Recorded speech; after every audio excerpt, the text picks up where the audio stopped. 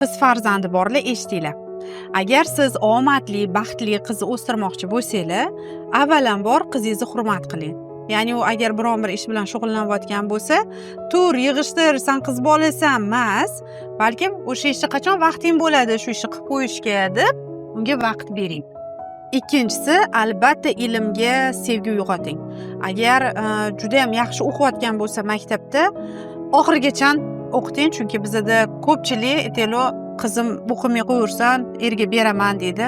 Sizga hech kim zo'r erga garantiya bermagan, lekin zo'r hayotda qiz bola o'zi bemalol qilib yasab olishi mumkin. Uchinchisi, ko'proq suhbat qiling. Bu menga ham juda ko'p yordam bergan. Men oyimlar bilan har kuni suhbatlashardim.